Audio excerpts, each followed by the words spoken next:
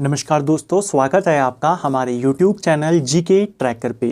देखिए फ्रेंड, आज के वीडियो में हम बात करेंगे जो हमारी एक सीरीज़ है Uttarakhand GK book wise MCQ series.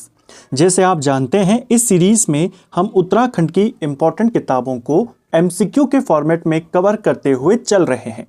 इसमें हम इन क्वेश्चंस को पूरी डिटेल के साथ देखते हैं MCQ के रूप में, जिससे आपकी प्रैक्टिस भी हो जाए और आपका रिवीजन भी साथ साथ में चलता रहे। हमारी अभी धामी जी की पुस्तक हम यहाँ पे कवर कर रहे हैं और इस सीरीज़ की आज हम 25वीं क्लास यहाँ पे कवर करेंगे। जहाँ पे लास्ट वीडियो में छोड़ा था वहीं से आगे कंटिन्यू करेंगे। इस सीरीज़ के अंतर्गत अभी तक हम धामी जी की पुस्तक से 24 क्लासेस कवर कर चुके हैं।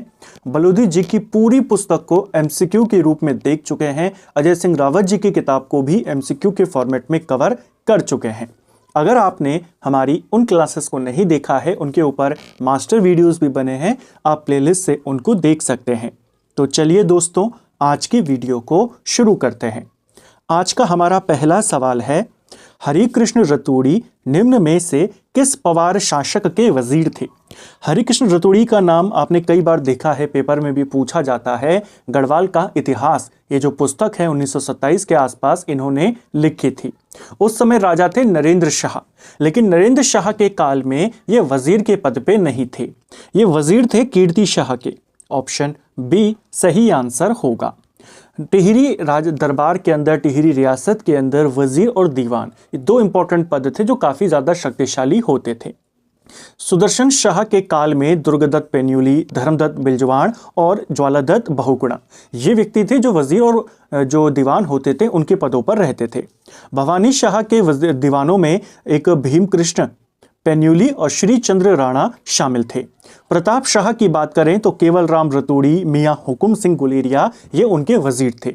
इसके अलावा कीर्ति शाह के काल में शुरुआत में हरि सिंह गुलेरिया रहे और बाद में हरिकृष्ण रतूड़ी उनके वजीर रहे। नरेंद्र शाह के काल में शुरुआत में भवानी दत्त उनियाल रहे और बाद में दीवान के पद पर आते थे चक्रधर जोयाल, ठीक है, जो रवाई कांड को करवाता है। तो क्वेश्चन बन जाएगा, कौन सा वजीर या कौन सा दीवान किसके काल में रहता था? आमतौर पे कभी दोनों ही पदों को भर लिया जाता था, कभी केवल एक ही व्यक्ति होता था, या तो दीवान होगा या वजीर होगा, ठीक है। निम्न में से कौन सा अधिकारी अन्य राज्यों में वैदेशिक संबंधों के लिए राजा के प्रतिनिधि होते थे? यानी विदेश मंत्री कौन होता था, सिंपल सा सवाल है, या राजदूत कौन होता था टिहरी नरेशों का? जो विदेशी राजाओं से संबंध स्थापित करते थे वो होते थे वकील। ऑप्शन बी सही उत्तर हो जाएगा, ठीक है। पवारों के प्रादेशिक प्रशासन से संबंधित निम्न कथनों पर विचार करें और सही कथन को चुनें। देखिए, 3 कथन दिए हैं। गढ़ राज्य में सबसे बड़े प्रशासनिक विभाग को मंडल कहा जाता था। पहला आपका बिल्कुल सही है। गढ़वाल के अंदर जो प्रशासनिक विभाजन था उसमें जो सबसे बड़ा प्रशासनिक विभाग होता था उसे मंडल कहते थे।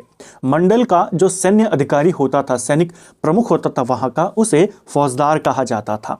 कई सारे प्रमुख मंडल उस समय मौजूद थे, जैसे नागपुर मंडल था, चांदपुर मंडल था, मलिथा मंडल, रमोली मंडल, रवाई मंडल, ये सारे थे। ये उस समय प्रशासन की सबसे बड़ी इकाई होती थी। सैनिक जो प्रमुख होते थे यहाँ के, वो फौजदार कहलाते थे। जो असैनिक पदाधिकारी होते थे उनको कमीण कहा जाता था, ठीक है। इनके प्रशासन के लिए असैनिक पदाधिकारी नियुक्त होते थे, ये कमीण कहलाते थे। बिल्कुल सही है। अभी हमने देखा कालांतर में मंडल इकाई परगना कहलाने लगी और इसका शासक प्रशासक थोकदार कहलाने लगा। कुछ समय के बाद मंडल इकाई को ही परगना कहलाने लगे लोग, और जो यहाँ का प्रशासक होता था, मुख्य शासक प्रशासक, उसे कहा जाता था थोकदार। इसको भी आपने ध्यान रखना है, ठीक है। इसके अलावा परगनों में व्यवस्था करने वाला, परगने की व्यवस्था को देखने वाला जो अधिकारी होता था उसे सुपरवाइजर भी कहा गया है, जैसे कानूनगो होता था ब्रिटिश काल में, वैसा ही, ठीक है। तो यहाँ पे पूछा है कौन सा सही है, तीनों कथन आपके सही हो जाएंगे।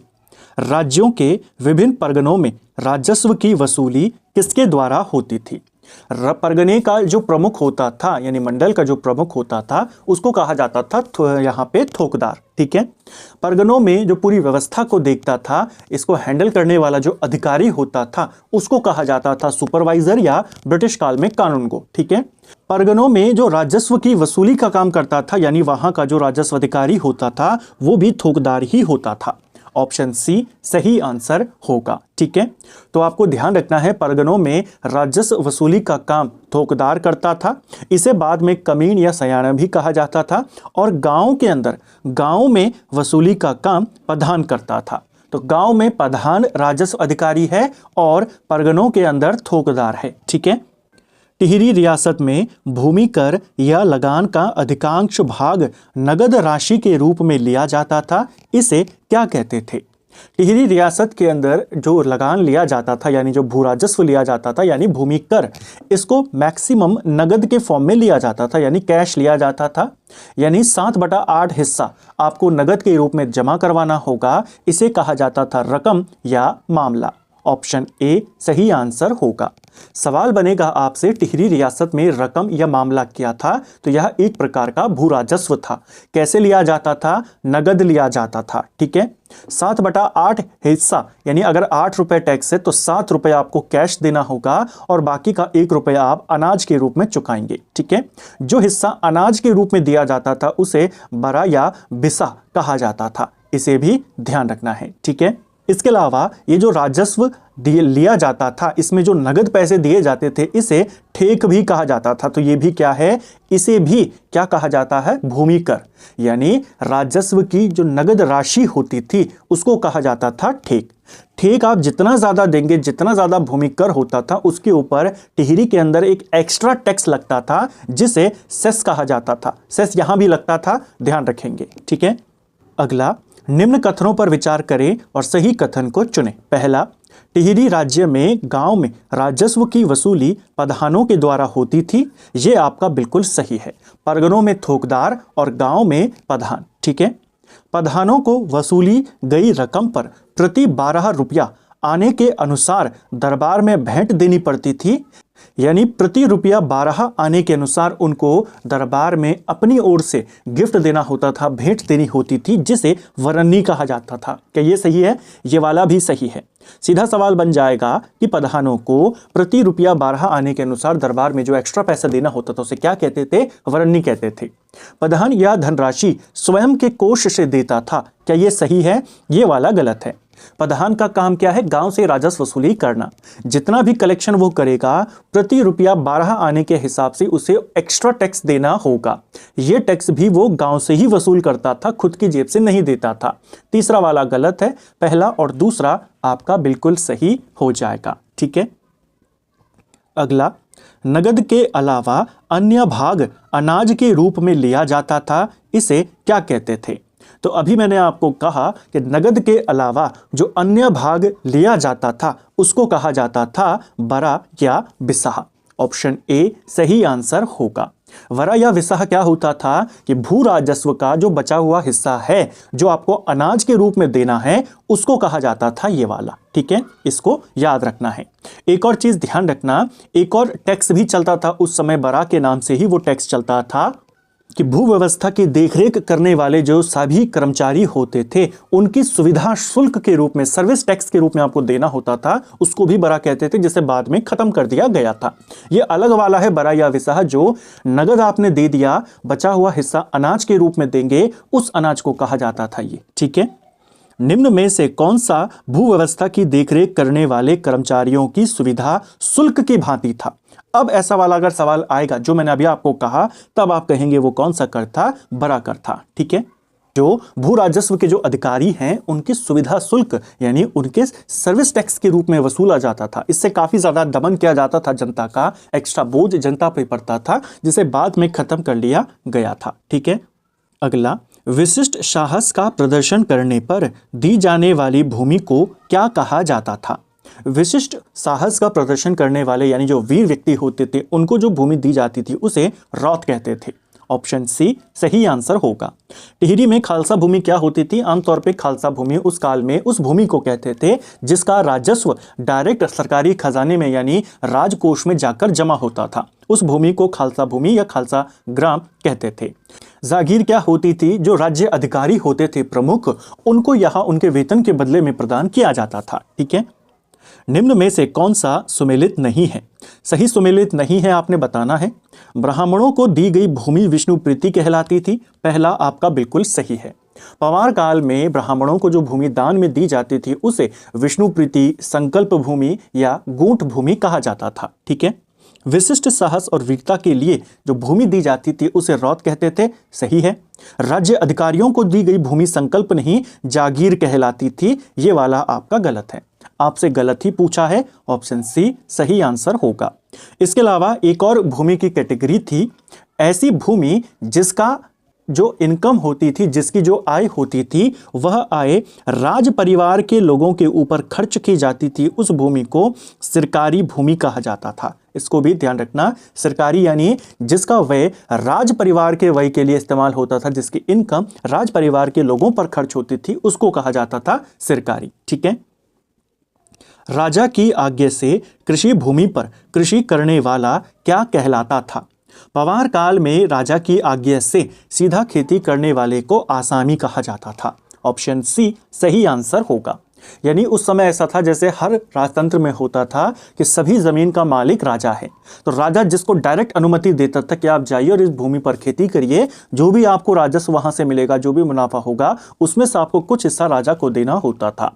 तो इसी व्यक्ति को कहा जाता था आसामी, जो डायरेक्ट राजा की आज्ञा से या राजा के कहने से या राजा के आदेश से कृषि भूमि पर खेती करता था। ठीक है। आसामी मुख्य रूप से उस समय 3 प्रकार के होते थे। एक को कहा जाता था मौरूसीदार। मौरूसीदार वो होता था जो डायरेक्ट राजा के कांटेक्ट में रहता, यानी राजा ने इसको कहा, वो डायरेक्ट राजा से ही फिर टैक्स राजा को देता। दूसरा होता था खायकर।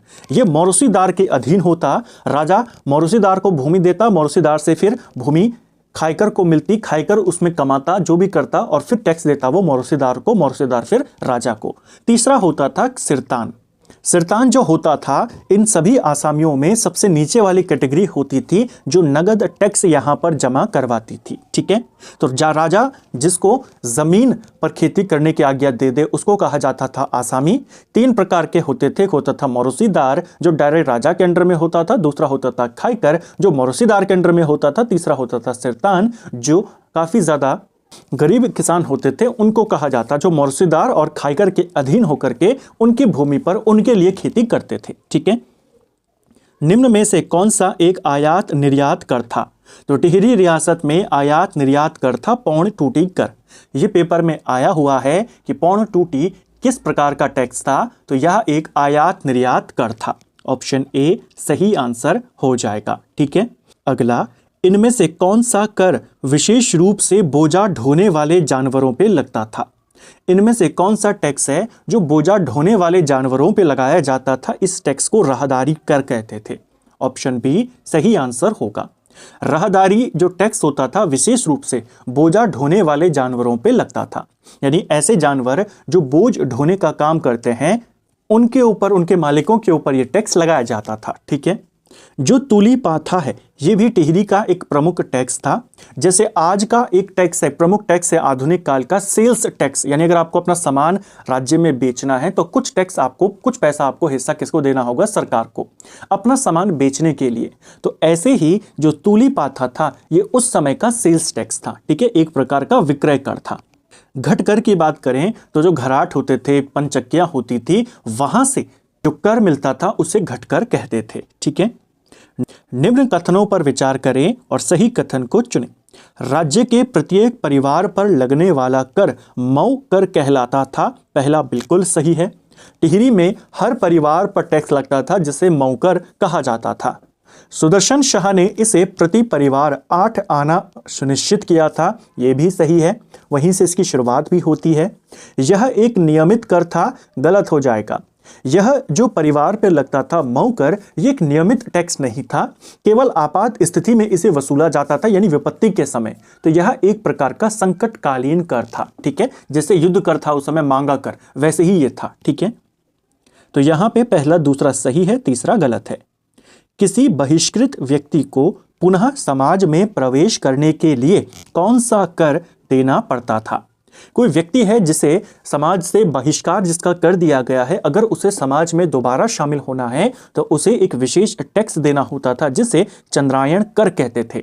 ऑप्शन बी सही आंसर होगा। चंद्रायण कर टिहरी रियासत में लगता था और किसी बहिष्कृत व्यक्ति को वापस से अगर समाज में आना है तो ये वाला टैक्स देना होता था। अगर हम जारी कर की बात करें, जारी कर उस समय जो व्यभिचार करने वाले स्त्री या पुरुष होते थे उनके ऊपर यह टैक्स लगता था। ठीक है। नलासी कर की बात करें, यह भी एक इंपॉर्टेंट टैक्स था उस काल का।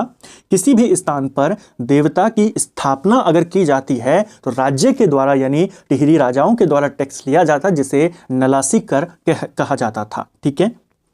निम्न कथनों पर विचार करें और सही कथन चुनें। टिहरी रियासत में सुदर्शन शाह ने ब्रिटिश शासन से सीख लेकर दीवानी और फौजदारी न्यायालयों की स्थापना करी। पहला बिल्कुल सही है। जब हमने टिहरी नरेशों के बारे में जाना तो उसमें हमने देखा था टिहरी में दीवानी न्यायालय, फौजदारी न्यायालय, कलेक्टरी, सरसरी न्यायालय किसने बनाए थे? ये अलग अलग प्रकार के न्यायालय सुदर्शन शाह ने। पहला सही है। दैवीय न्याय प्रणाली को सुधारने के लिए प्रताप शाह ने चीफ कोर्ट की स्थापना करी। बाद में प्रताप शाह राजा बनते हैं और ये चीफ कोर्ट की स्थापना करते हैं, ये भी सही है। 1938 में चीफ कोर्ट को समाप्त करके नरेंद्र शाह ने हाई कोर्ट की स्थापना करी, ये वाला भी सही है। आपसे पूछा है कौन सा सही है? तीनों कथन सही है। अब आपसे पूछेगा टिहरी में चीफ कोर्ट किसने बनाया, टिहरी में हाई कोर्ट किसने बनाया? हाई कोर्ट वाला तो बहुत बार आ चुका है, ध्यान रखना है। ठीक है। अगला, टिहरी रियासत में न्यायालय के शुल्क के रूप में टिकट लगाने की परंपरा को क्या कहा जाता था? टिहरी रियासत में न्यायालय के शुल्क के रूप में टिकट लगाने की जो प्रथा थी, इसे प्रताप शाह ने शुरू करवाया था। और टिकट लगाने की जो परंपरा थी, इसे तलवाना कहते थे। ऑप्शन बी सही आंसर हो जाएगा। ठीक है।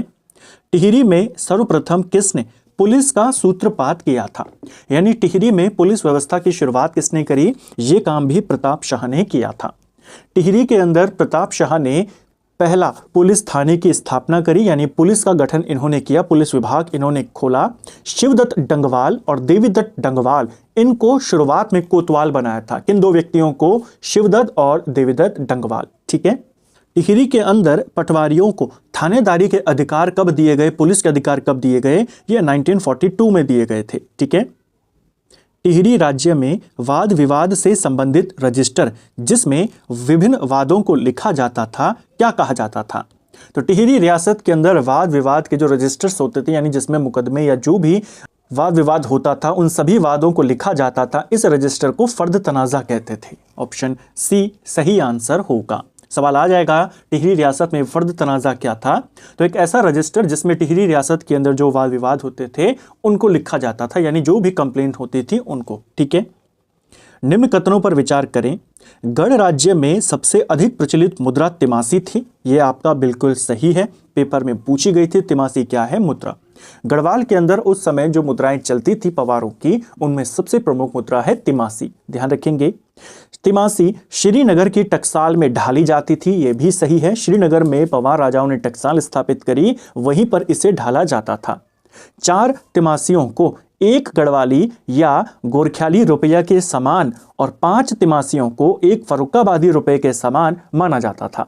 गढ़वाल में गोरख्याली रुपए भी उस समय चलता था, जिन दोनों का दाम लगभग एक बराबर था। 4 तिमासी 1 गढ़वाली रुपए के बराबर और 5 तिमासी 1 फर्रुखाबादी रुपए के बराबर होते थे उस काल में। ठीक है। यहां पे पूछा है कौन सा सही है, सभी कथन आपके सही होंगे। अगला, टिहरी में निम्न में से गलत कथन को चुनें। अब इनमें से गलत कौन सा है देखिए। टिहरी में पहला खैराती दवाखाना प्रताप शाह ने 1876 में स्थापित किया था, पहला बिल्कुल सही है। टिहरी के अंदर पहला खैराती दवाखाना यानी पहला फ्री में गरीबों के लिए दवाखाना किसने स्थापित किया? प्रताप शाह ने 1876 में। यात्री मार्गों पर छोटे छोटे औषधालयों की स्थापना और चेचक का टीकाकरण कीर्ति शाह ने किया, यह भी सही है। यह काम किसने किया? कीर्ति शाह ने। 1940 में राज्य टीका विधान पारित किया गया, क्या यह सही है? ये वाला आपका गलत है। जो राज्य टीका विधान था इसे 1943 में पारित किया गया था। इसके माध्यम से 8 महीने से 14 साल तक के जो भी व्यक्ति थे, जो भी बच्चे थे, उन सबको टीका लगाना अनिवार्य किया गया। यह हुआ था 1943 में, ना कि 1940 में। तो ये वाला गलत है आपका। नरेंद्र शाह ने 1925 में देवप्रयाग में चिकित्सालय स्थापित किया, तो इन्होंने भी एक और चिकित्सालय बनाया था। एक तो यहाँ पे प्रताप शाह ने बना लिया था, नरेंद्र शाह ने भी बनवाया देवप्रयाग में, वो उन्होंने 1925 में बनाया। उनसे लगभग 50 साल पहले प्रताप शाह बनवा चुके थे 1876 में। इसे भी आपने ध्यान रखना है। गलत वाला पूछा है, सी वाला कथन आपका यहाँ पे गलत है। तो फ्रेंड्स, ये था हमारा आज का वीडियो जिसमें हमने उत्तराखंड जीके के 20 इंपॉर्टेंट सवालों को यहाँ पे देखा। हमने इन क्वेश्चंस को पूरी डिटेल के साथ, पूरे एक्स्ट्रा फैक्ट के साथ यहाँ पे करने का प्रयास किया। उम्मीद करता हूँ आपको आज का वीडियो पसंद आया होगा। अगर आपको ये वीडियो पसंद आई है तो वीडियो को लाइक करें। चैनल पे अगर आप पहली बार आए हैं, चैनल को सब्सक्राइब करें, अपने दोस्तों के साथ शेयर करें। वीडियो आपको कैसा लगा कमेंट बॉक्स में हमें ज़रूर बताएं। Thank you friends.